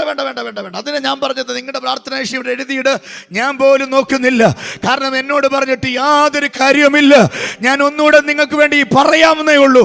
പക്ഷെ ദൈവത്തോട് നിങ്ങൾ പറഞ്ഞാൽ ഞാൻ ചില വിഷയങ്ങൾ കൊണ്ട് പ്രാർത്ഥിച്ചുകൊണ്ടിരിക്കുക. നിങ്ങൾ എൻ്റെ വൈഫിനോട് ചോദിച്ചു നോക്കുക, അവർക്കറിയത്തില്ല ഞാൻ എന്താ പ്രാർത്ഥിക്കുന്നത്. എൻ്റെ കുഞ്ഞുങ്ങളോട് ചോദിക്കുക, അവർക്കറിയത്തില്ല ഞാൻ എന്താ പ്രാർത്ഥിക്കുന്നത്. പക്ഷെ ഇന്ന് പകൽ എനിക്ക് പറയാനുള്ളത് എൻ്റെ തമ്പുരാനോട് മാത്രമാണ്. ഇന്ന് പകൽ സ്വർഗത്തിലെ അപ്പാ ആമേൻ തന്റെ പിതാവിനോട് മനസ്സ് തുറന്ന പോലെ ഈ ആലയത്തിൽ നീ മനസ്സ് തുറക്ക.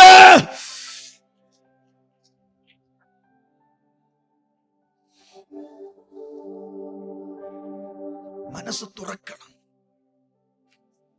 എന്നാ ചെയ്യണം? ആവശ്യങ്ങളില്ലേ? എനിക്കറിയാം നിങ്ങൾ പറഞ്ഞില്ലെങ്കിൽ എനിക്കറിയാം. നിങ്ങളുടെ മുഖം കാണുമ്പോൾ അറിയാം ഇന്ന ആവശ്യത്തിന് നിങ്ങൾ പ്രാർത്ഥിക്കുന്നവരാന്ന് എനിക്കറിയാം. ആവശ്യമില്ലേ? ഇല്ലേ ചായമാരെ? ആ ആവശ്യം ആരോട് പറയണം? ആ ദിവസം 9-ാം ദിവസം. ഇന്നത്തെ ദൂതത അനുദാഹരണമാണ്, ഉത്തമ ഉദാഹരണമാണ്. കർത്താവ് തൻ്റെ പിതാവിനോട് തൻ്റെ ആവശ്യം തുറന്നു പറഞ്ഞതുപോലെ കഴിഞ്ഞ വിഷയത്തെക്കുറിച്ച് പറയാനല്ല, വരാൻ പോകുന്നതിനെ വെളിപ്പാടിൽ കണ്ടിട്ട്, നിങ്ങളുടെ കുഞ്ഞുങ്ങളിൽ വരാൻ പോകുന്നതിനെ വെളിപ്പാടി കാണണം. വന്നു കഴിഞ്ഞിട്ട് അയ്യോ പത്ത പറയുകയല്ല. ആ വെളിപ്പാടി വരണം എന്നുണ്ടെങ്കിൽ പ്രാർത്ഥിക്കണം. ആ വെളിപ്പാടി വരണമെന്നുണ്ടെങ്കിൽ പിശാചിനോട് എതിർത്ത് നിൽക്കണം. ആ വെളിപ്പാടിൽ വരണമെങ്കിൽ നിങ്ങൾ ഉപവസിക്കണം. ആ വെളിപ്പാടിൽ വരണമെങ്കിൽ നിങ്ങൾക്ക് ആഗ്രഹമുണ്ടായിരിക്കണം. ആ വെളിപ്പാട് യേശു കണ്ട് പ്രാർത്ഥിച്ചതുപോലെ, പിതാവിനോട് തൻ്റെ ആഗ്രഹം പറഞ്ഞതുപോലെ, ഇന്ന് രാവിലെ നിങ്ങൾ ദൈവത്തോട് പറയുന്ന വിഷയത്തിൽ ദൈവത്തിന് ഗീതം പോലെ, അതുകൊണ്ട് പറഞ്ഞ് തക്ക സമയത്ത് അവൻ നിങ്ങളുടെ വിഷയത്തിന് മറുപടി തരും. ആ തക്ക സമയം എന്നോട് ചോദിക്കരുത്.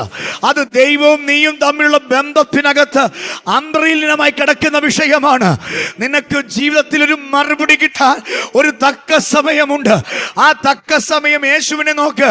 യേശു ഗെത്സമനയിൽ പറഞ്ഞു മാറ്റണമെന്ന്. പക്ഷെ പിതാവ് ചില വിഷയത്തിൽ മൗനം പാലിച്ചു.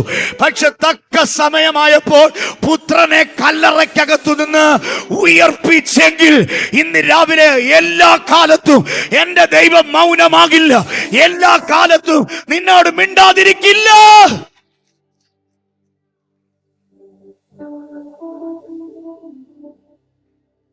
ഒരു ഉയർപ്പിന്റെ ദിവസമുണ്ട്.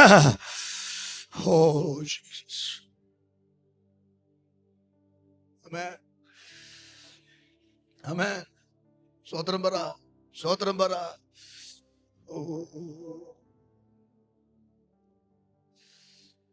പിശാചിനോട് എതിർത്ത് നിന്ന് കർത്താവിന് കീഴ്പ്പെട്ട് നീ പ്രാർത്ഥിക്കാൻ റെഡിയാകുന്നെങ്കിൽ പിശാച് നിങ്ങളെ വിട്ടെന്ത് ചെയ്യും?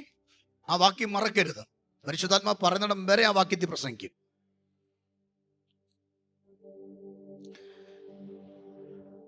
പിശാചിക മണ്ഡലങ്ങൾ കർത്താവിനെ സ്ത്രീയുടെ സന്തതി എന്ന് അറിഞ്ഞ സമയം മുതൽ കൊല്ലാൻ പുറകെ നടക്കുക.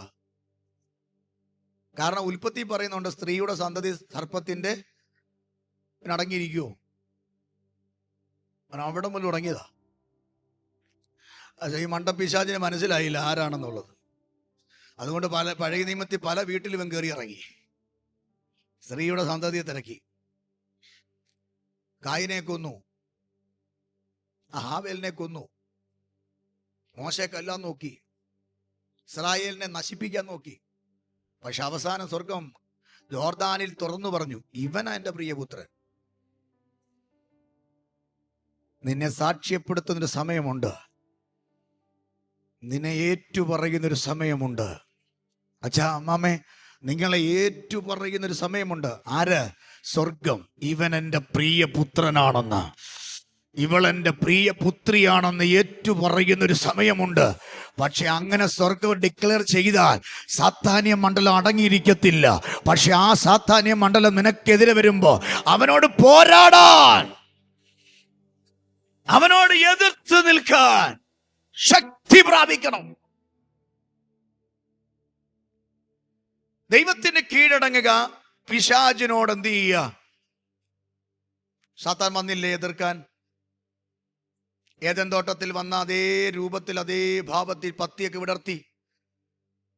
ആ 40 ദിവസം ഉപവാസം കഴിഞ്ഞപ്പോൾ അതേ രൂപത്തിൽ ആ കല്ലുകൾക്കിടയിൽ കൂടെ കയറി ഇറങ്ങി ഇങ്ങനെ വന്നില്ലേ? 40 ദിവസം കുഴപ്പം കാണത്തില്ല. 40 ദിവസം കഴിയുമ്പോൾ ചിലതൊക്കെ തല പൊക്കും, ചിലതൊക്കെ എന്ത് ചെയ്യും? തല പൊക്കും. പക്ഷെ ഒരു കാര്യം, ജയിക്കത്തില്ല.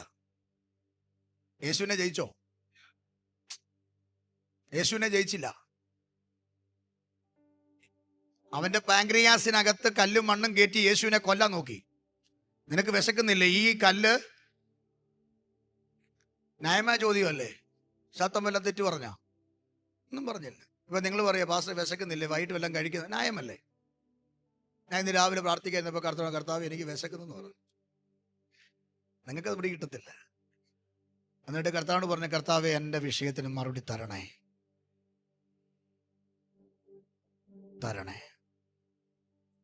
എനിക്ക് ഉറപ്പുണ്ട് കിട്ടുമെന്ന്. കാരണം ഇന്ന് തുടങ്ങിയതല്ല, ഇവിടെ വരെ വന്നത് ഇങ്ങനെ പ്രാർത്ഥിച്ച. എനിക്കുറപ്പുണ്ട് വിടുതൽ കിട്ടുമെന്ന്. പിശാച് എഴുന്നേൽക്കും, തല ഉയർത്തും, പക്ഷെ അവനെ ചവിട്ടാനുള്ള അധികാരം,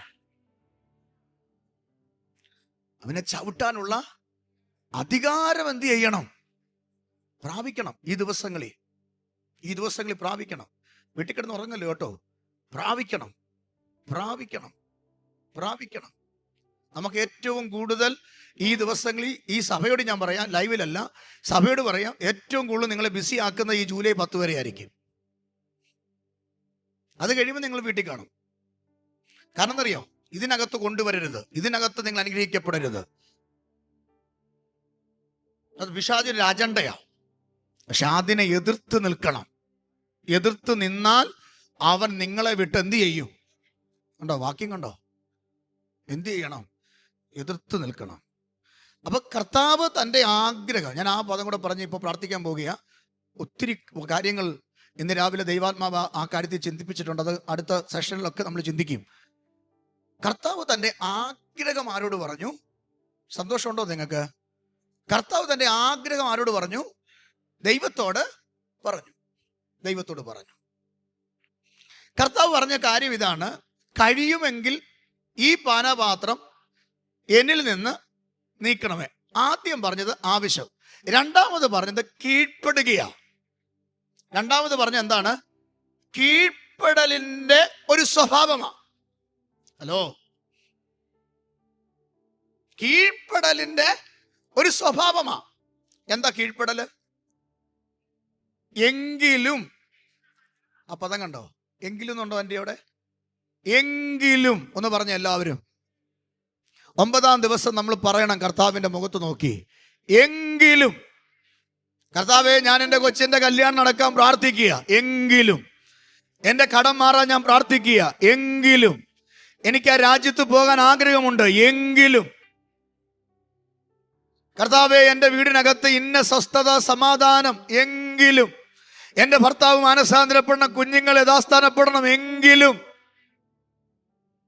ആ എങ്കിലും എന്ന പദം ദൈവത്തോട് നീ പറയുന്നത് കീഴ്പ്പെടലിന്റെ ഒരു സ്വഭാവമാണ്. ദൈവത്തോട് എതിർത്ത് നിൽക്കുകയല്ല, തന്നേ പറ്റൂ എന്ന് പറഞ്ഞുള്ള പ്രാർത്ഥനയല്ല, എങ്കിലും ദൈവമേ. നിങ്ങളെല്ലാവരും ദൈവം അനുഗ്രഹിക്കും. ഞാൻ എഴുതി തരാം പേപ്പർ, ഇല്ലെങ്കിൽ ഞാൻ ഈ പുസ്തകം മടക്കി വേറെ പണിക്ക് പോക്കോളാം. ഈ ചർച്ചിലുള്ള സകലരെയും ദൈവം അനുഗ്രഹിക്കും. പക്ഷെ ദൈവസന്നിധി വരണ വിളച്ചിൽ കാണിക്കരുത്. കീഴ്പ്പെടണം. അവരോടാ ഞാൻ പറയുന്നത്, എല്ലാവരോടും അല്ല. ദൈവസന്നിധി നിങ്ങളുടെ കുടുംബം അനുഗ്രഹിക്കപ്പെടും. ഒരാമ്യം പറയാവോ? നമ്മൾ ചില വിഷയങ്ങൾ ദൈവസന്നിധി വെച്ചിട്ടുണ്ട്, പക്ഷെ അതിന്റെ പുറത്ത് എഴുതണം എങ്കിലും. എന്റെ ഇഷ്ടം കണ്ടോ, കർത്താവ് പിതാവിന് കീഴ്പ്പെട്ട് പറയുക, ഈ ക്രൂശീകരണം മാറ്റണമെന്ന് എനിക്ക് എന്തോ ഉണ്ട്, ആഗ്രഹമുണ്ട്.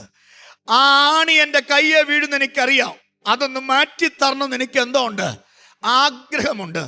എൻ്റെ വിലാപ്പുറത്ത് 39 അടി വീഴുമെന്ന് എനിക്കറിയാം, അത് സഹിക്കാൻ കഴിയാത്തതാ, അതൊന്ന് മാറ്റിത്തരണമെന്ന് എനിക്ക് ആഗ്രഹമുണ്ട്.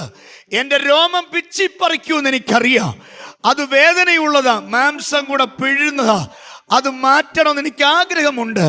പക്ഷേ എൻ്റെ തലയിൽ വിഷമുള്ള വെക്കുമെന്ന് എനിക്കറിയാം, അതെന്റെ തലയോട് വഴി ഇറങ്ങി തലച്ചോറ് വഴി പാസ് ചെയ്ത് എൻ്റെ കണ്ണിന്റെ കൃഷ്ണമണിയെ തള്ളുന്നതാണെന്ന് എനിക്കറിയാം.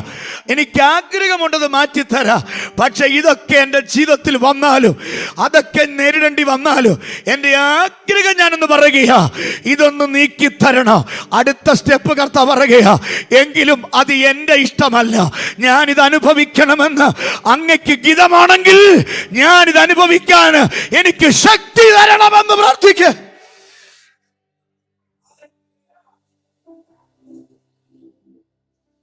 ഓ ഹല്ലേലൂയ. അങ്ങിരിക്കുന്നിടത്ത് ഞാനും ഇരിക്കണമെന്ന് അങ്ങ് ആഗ്രഹിക്കുന്നെങ്കിൽ, അങ്ങിരിക്കുന്നിടത്ത് ഈ ജനം ഇരിക്കണമെന്ന് അങ്ങ് ആഗ്രഹിക്കുന്നെങ്കിൽ, ഞാൻ ഇങ്ങനെ തകർക്കപ്പെടണമെന്ന് അങ്ങയ്ക്ക് ഗിതമാണെങ്കിൽ, എങ്കിലും എൻ്റെ ഗിതമല്ല, സഹിക്കാനുള്ള കൃപ എനിക്ക് വേണം.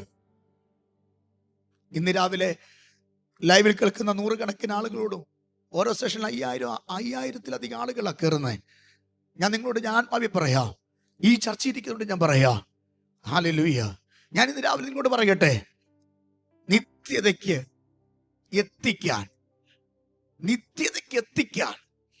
തമ്പുരാന് കീഴ്പ്പെടാൻ തയ്യാറാണോ? ചിലപ്പോ നിന്നെ നിത്യത കൊണ്ട് എത്തിക്കാനാ ഈ ശൂലം നിനക്ക് വെച്ചിരിക്കുന്നേ. ഒന്നുകൂടെ ഇറങ്ങി പറഞ്ഞാൽ, നീ ഒരു ക്യാൻസർ രോഗിയായത് നിന്നെ നിത്യത കൊണ്ടുപോകാനായിരിക്കും. നീ ഒരു ട്യൂമർ പേഷ്യന്റ് ആയത് നിത്യത കൊണ്ടുപോകാനായിരിക്കും. നീ ഒരു കടക്കെണിക്കകത്ത് പെട്ടുപോയത് നിത്യത കൊണ്ടുപോകാനായിരിക്കും. നിന്റെ കിഡ്നി ഫെയിലർ ആയത് നിത്യത കൊണ്ടുപോകാനായിരിക്കും.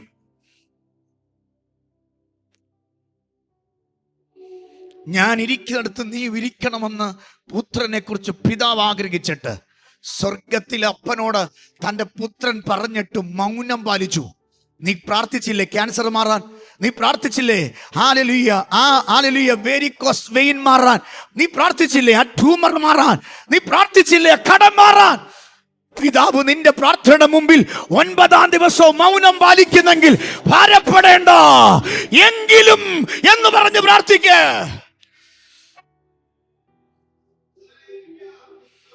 നിന്നെ ബാലൻസ് ചെയ്യാൻ. എന്തിന്? നിത്യതയോളം. ചിലർ നിന്നെ കുറ്റപ്പെടുത്തുമ്പോൾ, ചിലർ നിന്നെ പരിഹസിക്കുമ്പോൾ, ചിലർ നിന്നെ ആക്ഷേപിക്കുമ്പോൾ തകർന്നു പോകരുത്. ദൈവം ആക്കി വെച്ചിരിക്കുക കുത്താൻ. അപ്പോഴേ നീ കരയത്തുള്ളൂ, അപ്പോഴേ നീ പ്രാർത്ഥിക്കത്തുള്ളൂ. കരഞ്ഞാലേ പ്രാർത്ഥിച്ചാലേ ദൈവസ്നേഹം എന്ത് ചെയ്യത്തുള്ളൂ? അനുഭവിക്കാൻ കഴിയത്തുള്ളൂ. അപ്പൊ ദൈവം അറിയാതെ ഒന്നും നമ്മുടെ ജീവിതത്തിൽ പറയാമോ ചോദിച്ചാ? ദൈവം അറിയാതെ അച്ഛനോട് 9-ാം ദിവസം ആത്മാവിൽ ഞാൻ ദൂത് പറയുകയാ.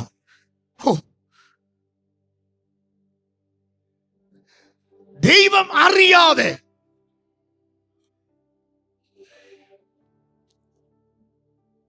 ജീസസ്. ചിലത് വർദ്ധിക്കുമ്പോൾ, ചിലത് വർധനവ് വരുമ്പോൾ, ചില അനുഗ്രഹങ്ങൾ ഈ ഭൂമി കിട്ടുമ്പോൾ തമ്പുരാനെ ഇന്ന് ലക്ഷ്യം തെറ്റാതിരിക്കാൻ ശൂലം തന്നിരിക്കുകയാ. എന്തിന്?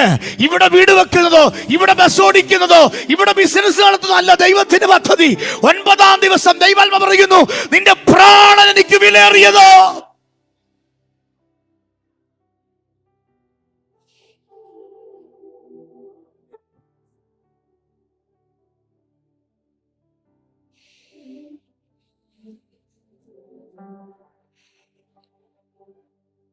എന്റെ മോള് നിത്യതയിലേക്ക് ചേർക്കപ്പെട്ടതാ ഞാൻ ഇന്ന് ഇവിടെ ഇരിക്കുന്നത്. 10 വർഷത്തിന്റെ കഠിന പരിശോധന, പട്ടിണി, നിന്ന, പരിഹാസം, ഒറ്റപ്പെടൽ, തിരസ്കരണം.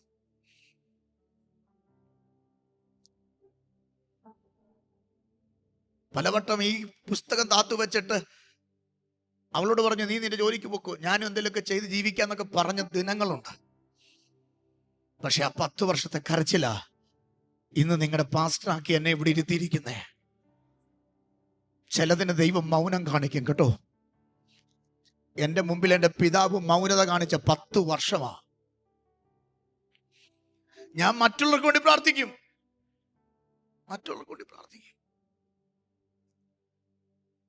എൻ്റെ കുഞ്ഞ് ICUവില് ഹാർട്ട് റീഓപ്പൺ ചെയ്ത് ഒരു പല്ലു പോണക്കൊരു സാധനം ഹാർട്ടിനകത്ത് ഘടിപ്പിച്ച് തുറന്നു വെച്ച് 10-13 ദിവസം ടിഷ്യൂ പേപ്പർ ഇട്ട് പൊതിഞ്ഞ് ഹാർട്ടിനെ മൂടി അമൃത ഇൻസ്റ്റിറ്റ്യൂട്ടിലെ ICUവിനകത്ത് കിടക്കുമ്പോൾ ആറന്മുളയില് AG ചർച്ചിൽ ഞാൻ നിന്ന് പ്രസംഗിച്ചു, യേശു ജീവിക്കുന്നവനെന്ന്. ലൈവിലാ പറയുന്നത്, അവര് കേൾക്കുന്നുണ്ടാവും, കള്ളമല്ല, ലൈവിലാ പറയുന്നത്. എൻ്റെ കൊച്ച് ഹാർട്ട് ഓപ്പൺ ആക്കി പല്ലു പോണക്കിരിക്കുന്ന ഒരു സ്റ്റീലിന്റെ ഒരു സാധനം എടുത്തിട്ട് ഈ ഹാർട്ട് ഇങ്ങനെ അടയാതിരിക്കാൻ തുറന്നു വെച്ച് 13 ദിവസം കിടക്കുമ്പോൾ എല്ലാ ദിവസവും രാവിലെ റൗണ്ട്സിന് ഡോക്ടർ വരുമ്പോൾ 7 മണിക്ക് എന്നെ മാത്രം കയറി കാണിക്കില്ല, ലിജിയെ കാണിക്കില്ല, കാരണം കണ്ടു കഴിഞ്ഞാൽ താഴെ വീഴും. ചെന്ന് കഴിഞ്ഞാൽ ആ ടിഷ്യൂ പേപ്പർ വലിച്ചിങ്ങോട്ട് കീറിയെടുക്കും. എന്താ കീറുന്നറിയാമോ? രക്തവും വെള്ളവും കൂടെ ഒട്ടിയിരിക്കുന്നതിനെ വലിച്ചു നീക്കി കാണുമ്പോൾ ഈ ഹാർട്ടിനകത്തെ പമ്പിങ്ങും പഞ്ചിങ്ങും കണ്ട ഒരപ്പന ഞാൻ. ഇത് കണ്ടിട്ട് ബൈബിളും എടുത്തുകൊണ്ട് ആശുപത്രിയുടെ ഫ്രണ്ടിലുള്ള ആ ലോഡ്ജിനകത്ത് കുളിച്ച് ഒരുങ്ങി വണ്ടി കയറി ആമ പ്രസംഗിക്കാൻ പോയെന്ന്. ഇന്ന് രാവിലെ ആത്മാവ് ഞാൻ പറയാ, ചില വിഷയങ്ങൾക്ക് മൗനത കാണിക്കുമ്പോ ആ പ്രസംഗിച്ചപ്പോൾ ആ ചർച്ചിനകത്ത് അവിടെ അപ്പുറത്ത് മീറ്റിംഗിൽ പോയപ്പോ ആ വിശ്വാസിയുടെ വീടിനകത്ത് ദൈവം ദൂത് പറഞ്ഞിട്ട് 1 സെക്കൻഡ് പോലും എന്നോട് ദൈവം മിണ്ടിയില്ല. 1-2 ദിവസമല്ല, 10 വർഷം മിണ്ടിയില്ല എൻ്റെ അപ്പ.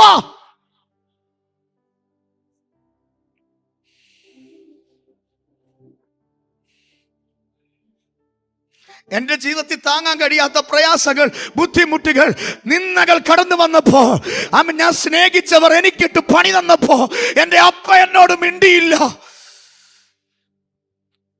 പക്ഷേ പുത്രനെ ഉയർപ്പിന്റെ ദിവസത്തിൽ എന്നും കല്ലറയ്ക്കകത്ത് ഒതുക്കാൻ പറ്റില്ല എന്ന് വചനത്തിൽ പറയുന്നത് പോലെ ഒരു ദിവസം എന്റെ അപ്പ എനിക്ക് വേണ്ടി ഇറങ്ങി വന്നു.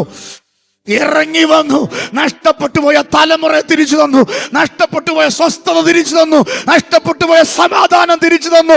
പിന്നെ എങ്ങനെ ഞാൻ പട്ടിണി ഇരിക്കാതിരിക്കും? എങ്ങനെ ഉപവസിക്കാതിരിക്കും? എന്റെ അപ്പായ എനിക്ക് അത്ര ഇഷ്ടമാ.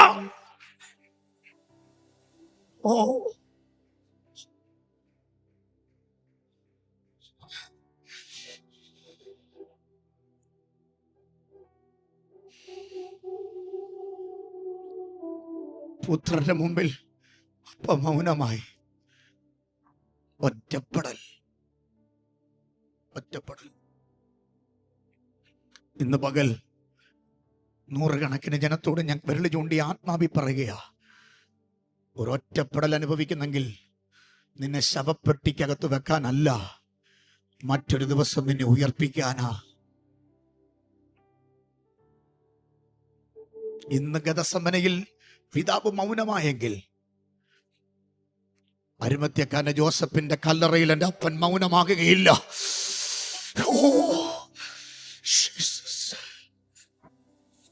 അരിമത്യക്കാരൻ ജോസഫിന്റെ കല്ലറയിൽ എൻ്റെ അപ്പൻ മൗനമാകില്ല. അവിടെ ആരുമില്ല. പത്രോസ് കൂടെയില്ല, യാക്കോബ് കൂടെയില്ല, യോഹന്നാൻ കൂടെയില്ല, മറിയ കൂടെയില്ല. പക്ഷെ സ്വർഗ്ഗം ഇറങ്ങിയിട്ട്, ദൂതനെ ഇറക്കിയിട്ട് യേശുവിനെ ഇന്ന് പകൽ ആരുമില്ലാതെ വരുന്ന സമയമുണ്ട്. ആരുമില്ലാതെ വരുന്ന സമയം അന്ന് കർത്താവ് നിന്റെ കൂടെയുണ്ട്.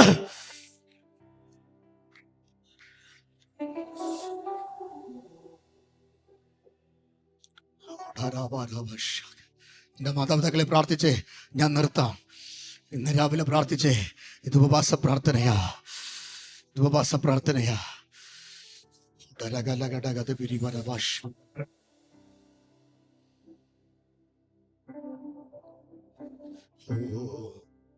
നീ പ്രാർത്ഥിക്കുമ്പോൾ ആരും കാണത്തില്ല, അല്ലാത്തപ്പോ എല്ലാരും കൂടെ കാണും. നീ ഒറ്റപ്പെടുമ്പോൾ ആരും കാണത്തില്ല, അല്ലാത്തപ്പോ എല്ലാരും കൂടെ കാണും. നീ കരയുമ്പോൾ നിന്റെ കൂടെ ആരും കാണത്തില്ല, നീ ആ കല്ലറയ്ക്കകത്തിരിക്കുമ്പോൾ നിന്റെ കൂടെ ആരും കാണത്തില്ല, അല്ലാത്തപ്പോ എല്ലാരും കൂടെ കാണും. എന്നാൽ ഇന്ന് പകൽ ആരുമില്ലെന്ന് തോന്നലിട്ടുമ്പോൾ അത് നിന്നെ ഒറ്റപ്പെടുത്താനല്ല, സ്വർഗം ഇറങ്ങാനാ, നിന്നെ ഉയർപ്പിക്കാനാ. ഇന്ന് രാവിലെ 9-ാം ദിവസം ആത്മമണ്ഡലത്തിൽ ഞാൻ ദൂത് പറയാ, ഗതസമനയിൽ എൻ്റെ അപ്പം മിണ്ടാതിരുന്നെങ്കിൽ ഗെത്സമനയിൽ പിതാവാം ദൈവം മൗനം പാലിച്ചെങ്കിൽ എങ്കിലും അങ്ങയുടെ ഗീതം നിറവേറട്ടെ എന്ന് പറഞ്ഞ് പിതാവിന് കീഴ്പ്പെട്ട ക്രിസ്തുവിന് വേണ്ടി അരിമത്ഥ്യക്കാരനായ ജോസഫിന്റെ കല്ലറയിൽ ദൂതനെ ഇറക്കി. മത്തായി 28 ദൂതൻ കല്ലുരുട്ടി മാറ്റി. ആ കല്ലിന്മേലിരുന്നു. ഇന്ന് രാവിലെ നിന്റെ കല്ല് നീങ്ങാൻ പോകുകയാ. നിന്റെ കഷ്ടതയ്ക്ക് മറുപടി തരാൻ പോകുകയാ. നിന്റെ പ്രാർത്ഥനയ്ക്ക് മറുപടി തരാൻ പോകുകയാ. ഇന്ന് പകൽ നിന്റെ കണ്ണുനീരിന് മറുപടി തരാൻ പോകുകയാ. ഇന്ന് പകൽ ഇന്ന് പകൽ കരയാൻ തയ്യാറാ സിസ്റ്ററെ, ദൈവം നിന്നെ സൗഖ്യമാക്കും. നിന്റെ ഞരമ്പുകളെ ബലപ്പെടുത്തും, രക്തധമനികളെ ബലപ്പെടുത്തും. നിന്റെ കിഡ്നിയെ ദൈവം സൗഖ്യമാക്കും. നിന്റെ കാലിനെ ദൈവം വിടുവിക്കും. ഇന്ന് പകൽ നിന്റെ കാലിന്റെ അസ്വസ്ഥതകൾ ദൈവം മാറ്റും. നിന്റെ ബ്രെയിനെ ദൈവം നോർമലാക്കും. നിന്റെ ഷുഗർ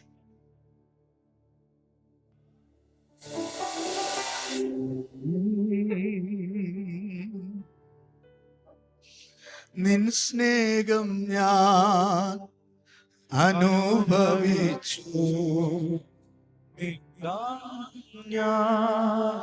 അനുഭവിച്ചു. നിൻ സ്നാനം ഞാൻ അനുഭവിച്ചു. ഒരുമിച്ച് പറഞ്ഞു. നിൻ സ്നേഹം ഞാൻ രുചിച്ചറിഞ്ഞു. യേശുവേ എൻ ദൈവമേ, നീ എന്നും മതിയായവൻ. യേശുവേ എൻ ദൈവമേ, നീ എന്നും മതിയായവൻ. നിന്ദാനം ഞാൻ അനുഭവിച്ചു, നിൻ സ്നേഹം ഞാൻ രുചിച്ചറിഞ്ഞു. നിന്ദാനം ഞാൻ അനുഭവിച്ചു. ഓ നിൻ സ്നേഹം ഞാൻ രുചിച്ചറിഞ്ഞു.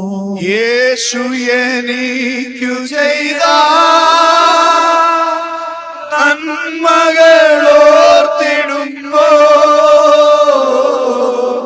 യേശു എനിക്കു ചെയ്ത നന്മകളോർത്തിടുമ്പോ, നന്ദി കൊണ്ട് മനം പാടിയിടുമേ സ്തോത്രഗാനത്തിൻ പല്ലവികൾ. നന്ദി കൊണ്ട് മനം പാടിയിടുമേ സ്തോത്രഗാനത്തിൻ പല്ലവികൾ. യേശുവേ എൻ ദൈവമേ, നീ എന്നും മതിയായവൻ. യേശുവേ എൻ ദൈവമേ, നീ എന്നും മതിയായവൻ. നിന്ദാനം ഞാൻ അനുഭവിച്ചു, നിൻ സ്നേഹം ഞാൻ രുചിച്ചറിഞ്ഞു. ഓ നിന്ദാനം ഞാൻ അനുഭവിച്ചു, നിൻ സ്നേഹം ഞാൻ രുചിച്ചറിഞ്ഞു. പ്രിയരെ, ഒറ്റപ്പെടലിന്റെ ഗതസമനം നിനക്ക് വരാം. ദൈവത്തിന് നീ കീഴടക്കുക. ഒറ്റപ്പെടലിന്റെ ഗതസമനം നിന്റെ ജീവിതത്തിൽ ഉണ്ടായേക്കാം. ദൈവത്തിന് നീ കീഴടങ്ങി. പുത്രൻ തന്റെ പിതാവിന് കീഴടങ്ങി. എങ്കിലും എന്റെ ഇഷ്ടമല്ല, എന്റെ ഗീതമല്ല, അങ്ങയുടെ ഗീതം എന്നിൽ നിറവേറട്ടെ എന്ന് പറഞ്ഞ് ആ പാനപാത്രം കുടിക്കാൻ ആ ക്രൂരന്മാരായ പുരോഹിതന്മാരുടെയും പടയാളികളുടെയും പട്ടാളക്കാരുടെയും മുമ്പിൽ കൈ നീട്ടിക്കൊടുത്തു. ചങ്ങല ധരിച്ചു, പാനപാത്രം വാങ്ങി. പൊന്തിയോസ് പീലാത്തോസിന്റെ കൽത്തളങ്ങളിൽ അവൻ അടിക്കപ്പെട്ടു. രക്തം കട്ടയായി ഒലിച്ച് ആ കൽത്തളങ്ങളിൽ കിടന്നു. യേശു അപ്പ ആ പാനപാത്രം വാങ്ങി അത് നന്നായി കുടിച്ചു. പക്ഷേ യോസഫിന്റെ കല്ലറയിൽ ആരുമില്ലാതിരുന്ന സമയത്ത് ക്രൂശിന്റെ ചുവട്ടിൽ യോഹന്നാൻ ഉണ്ടായിരുന്നു. ക്രൂശിന്റെ ചുവട്ടിൽ മറിയ ഉണ്ടായിരുന്നു. ക്രൂശിന്റെ ചുവട്ടിൽ വേണ്ടപ്പെട്ട പലരും ഉണ്ടായിരുന്നു. പക്ഷെ ആ കല്ലറയിൽ ആരുമില്ലായിരുന്നു. എന്നാൽ കല്ലറയിൽ മൗനമായ കർത്താവ് ഉണ്ടായിരുന്നു. ആരുമില്ലെന്ന് പറയുന്ന ആരെങ്കിലും എന്നെ കേൾക്കുന്നുണ്ടോ? എനിക്കാരുമില്ല, എന്നെ അറിയേണ്ടതുപോലെ ആരും അറിയുന്നില്ല. ഇന്ന് രാവിലെ ഞാൻ ആത്മമണ്ഡലത്തിൽ ദൂതിങ്ങനെ പറഞ്ഞ് പ്രാർത്ഥിക്കാൻ പോകുകയാ. നീ ഒറ്റയ്ക്കല്ല. മനുഷ്യന്റെ ആശ്രയം അസ്തമിക്കുമ്പോഴാണ് സ്വർഗത്തിന്റെ ആശ്രയം വെളിപ്പെട്ടു വരുന്നത്. ആ ആശ്രയം നിന്നിൽ വരാൻ, ആ ബന്ധത്തിൽ നീ വരാൻ, ആ കൃപയിൽ നീ വരാൻ, ആ ശക്തിയിൽ നീ വരാനാ നീ ഒറ്റപ്പെടുന്നത്. യേശു കല്ലറയിൽ നിന്ന് പുറത്തു വന്നത് സ്വർഗം ഇറങ്ങിയപ്പോഴാ. ഇന്ന് രാവിലെ ഈ 9-ാം ദിവസം നിങ്ങളുടെ വിഷയത്തിന്റെ മേൽ ദൈവം ഇറങ്ങുകയാ.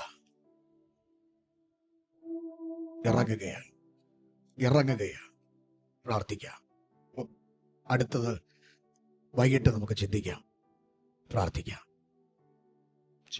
കർത്താവേ, അപ്പാ, എങ്കിലും എന്റെ ഇഷ്ടമല്ല, അങ്ങയുടെ ഇഷ്ടം.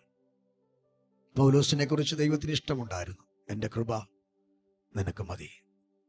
ശൂലം അവിടെ ഇരിക്കട്ടെ, ആ ശൂലം അവിടെ ഇരിക്കട്ടെ. എന്റെ കൃപ നിനക്ക് മതി. യെസ് ലോർഡ്, അങ്ങയുടെ കൃപ മതി. കീഴ്പ്പെടുന്നു, കീഴടങ്ങുന്നു. ഒരു ഗണ്ണിന്റെ മുമ്പിൽ 2 കൈയും ഉയർത്തി ഒരു കുറ്റവാളി കീഴടങ്ങുന്നത് പോലെ അപ്പാ, അങ്ങയുടെ മുമ്പിൽ ഞങ്ങൾ കീഴടങ്ങുന്നു. പിശാചിനോട് ഞങ്ങൾ എതിർക്കും. അവൻ ഓടിപ്പോകട്ടെ. എങ്കിലും എന്റെ ഹിതമല്ല, നിന്റെ ഹിതം ഞങ്ങളിൽ നിറവേറട്ടെ. ഞങ്ങളുടെ മിനിസ്ട്രിയിൽ, ഞങ്ങളുടെ കുഞ്ഞുങ്ങളിൽ, ഞങ്ങളുടെ സാമ്പത്തിക മേഖലകളിൽ, ഞങ്ങളുടെ കുടുംബ ജീവിതത്തിൽ, ഞങ്ങളുടെ ജോലി കാര്യങ്ങളിൽ, വിവാഹ കാര്യങ്ങളിൽ നിന്റെ ഹിതം നിറവേറട്ടെ. യേശുവപ്പാ, ദൂതനായി സ്തോത്രം. യേശുവിൻ നാമം തന്നെ. ആമേൻ.